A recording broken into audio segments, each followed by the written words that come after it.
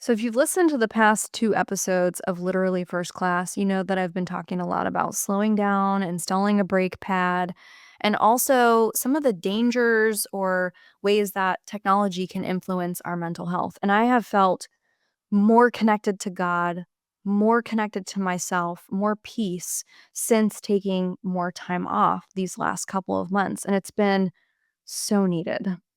So needed. But something else that I was thinking about and that I have seen some studies on is the dangers of AI. Now, before you come at me with your AI, consultancy and your AI program and product and tell me how I'm going to get left behind if I don't embrace AI, here's my stance on it. AI can be a powerful tool, no doubt. It can expedite, things to help you save time. It can make you more efficient. It can help you maximize. It can help close the time gap on maybe connecting two ideas in a way that you hadn't thought about. It can fill in the gaps faster. Obviously, that's super helpful. But a new study that came out actually talks about the cognitive debt that costs you. So while it saves you time, it costs you cognitive function. Here are some of the stats that are a bit alarming, and I think you're going to want to tune into this. A new study led by researchers at MIT explores the concept of cognitive debt, which is associated with the use of AI tools, which, like ChatGPT, any of these, OpenAI. The study was titled Your Brain on ChatGPT, and it showed an accumulation of cognitive debt when using an AI assistant for essay writing tasks. Now, that's just one example, but think about all the ways that you probably have incorporated AI into your life now. It's become the go to Google, right? It's replacing Google. People are searching for answers. People are, Lord willing, using it for therapy or their coach. Um, People are using it to pump up their ego. I mean, hell, we even have people that are proposing to their AI bot. They're naming it. If you've named your AI, you might actually want to reevaluate your relationship with it. People are going into psychosis. That guy, Jeff Lewis, who is that investor dude that we just heard about, going into psychosis from spending too much time on AI because it's not real. It's not real. And then people becoming increasingly paranoid or thinking they've stumbled across some, mind altering discovery when in fact it's just Chat GPT mirroring them or, leading them down a breadcrumb trail, which doesn't even make sense. It's not even grounded in reality. And so their sense of reality starts to become questioned. But here's what this study revealed. And I think this is where you're going to want to tune in because my domain is mental health, high performance, and enhancing leadership.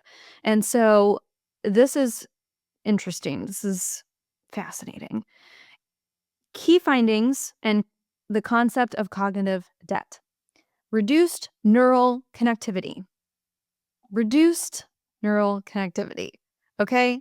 I don't know about you, but if you are anybody that considers themselves a 1% leader, someone who is on the edge of innovation, someone who is growth minded, someone who really prides themselves on moving fast and being sharp and being strong, like you actually are paying a cognitive price to use AI, and that is reduced neural connectivity. The synapses are actually firing slower, right? The study utilized EEG technology to measure brain activity during essay writing tasks. Participants who used AI assistance showed significantly lower neural connectivity, particularly in areas associated with memory, attention, and executive function. Do you know what we use executive function for? Decision making. Which brings me to this. Do you know, and here's why I know that AI is, people want to use it, because our ancestors used to make 2,500 decisions daily compared to the modern day woman who makes over 35,000 daily decisions. That is, I don't even know what the math is. Lots and lots of X's times more. 2,500 to 35,000 daily decisions. So, of course, you want to use AI. You want to think less. You want to leverage more. You want to maximize faster. I get it. I understand the allure. But I'm telling you right now, you are costing yourself your ability to make sharper decisions, right? Faster, more aligned decisions. You are costing yourself your ability to critically think better than most people. And if that's your edge, you're not going to want to risk that. It impairs memory and recall. AI users exhibited weaker memory recall and struggled to accurately quote from their own AI-assisted essay, unlike those who wrote unaided or used traditional search engines. Diminished authorship. Individuals who relied on AI reported a lower sense of ownership over the content they produced, suggesting a disconnect between output and personal engagement in the writing process. I also want to add here thought leadership, critical thinking, the ability to say, like, this is bullshit, or to question or challenge things. You just take it for face value. AI isn't foolproof. It makes mistakes, right? It could be pulling things from somebody else's AI generated thing online. And now you have just an echo chamber of incorrect information. So who's fact checking what? That's where it starts to get really dangerous. Not only that, but everyone's starting to sound the fucking same. I don't know about you, but my brain has picked up on AI patterns in writing, not just the M dash. Everyone's like, "Oh, I see an M dash and it's AI." Good writers have been using M dashes forever.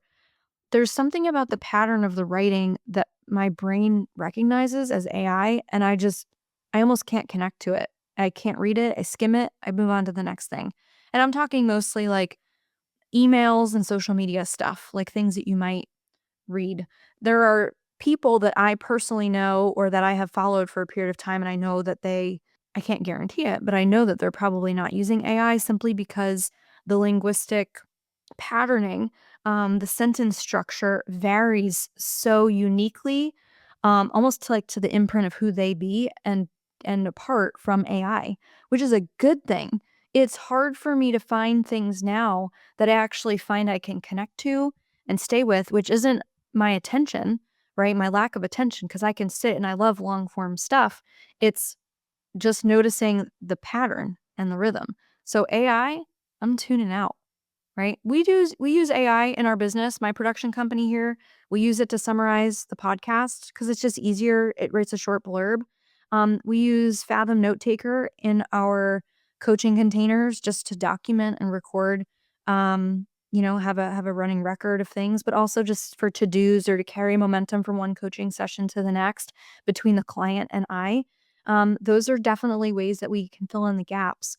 But when you're taking ideas or breakthrough research or development of any kind and putting it into Chat GPT and using it to do the thinking for you, or you're making it sound like you are not somebody else that's probably not listening to this podcast, because those of you that listen to this are already experts, but people that are making it sound like they're an expert in something that they have not been trained in, that's where it gets really scary, because people are having a hard time discerning between who's actually trained in this and who really understands that, because they can just run it through AI.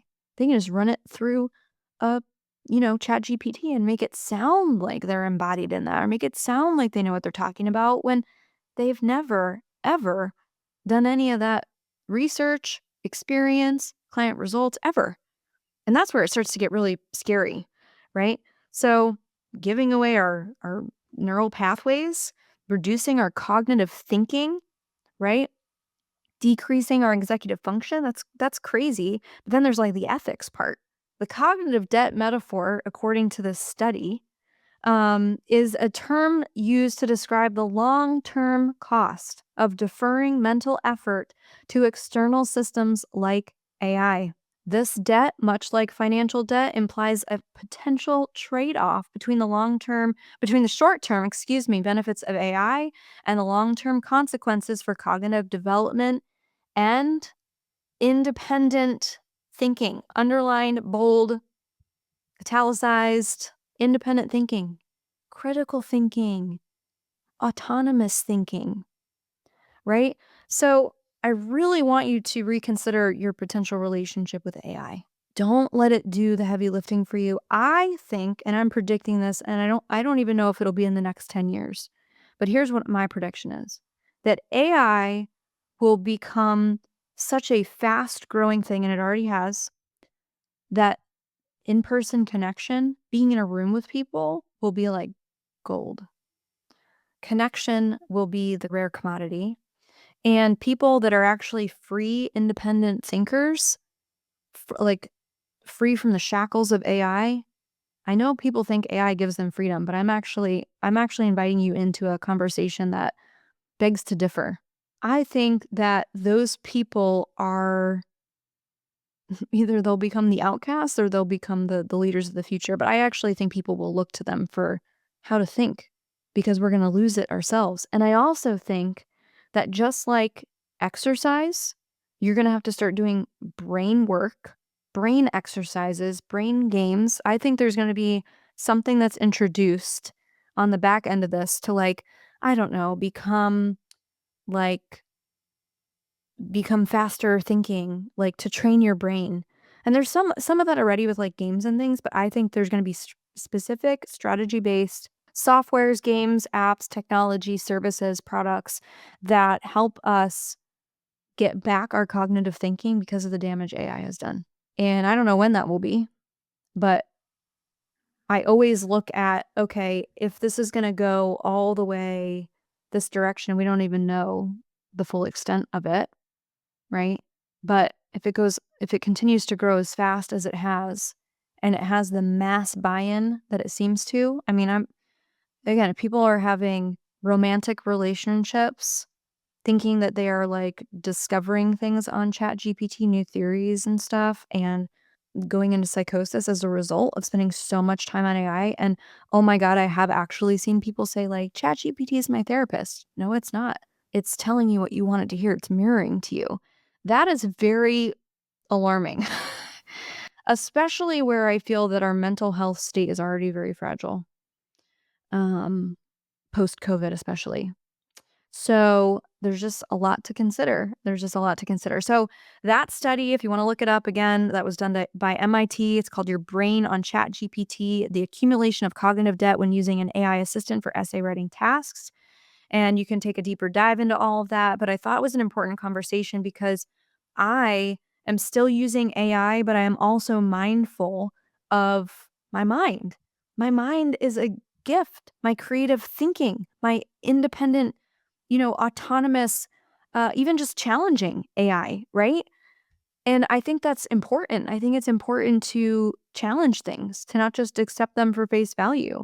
I think that you can click around and you can explore things. And I think you can also ask healthy, challenging questions. And I think that we need to do that. And I also simultaneously understand when you go from 2,500 ancestral decisions daily to 35,000, why you might want something else to help you maybe take over making decisions or make things a little easier or faster. But if you can really just mind your mind, I think that you're going to be in a whole league of your own, in the next decade to come. And I think, I don't know if that'll be the future of leadership necessarily, but I think those leaders are going to think differently. And I think that we need a healthy dose of being able to challenge things. All right. I'll see you on the next episode. Keep it first class here on Literally First Class.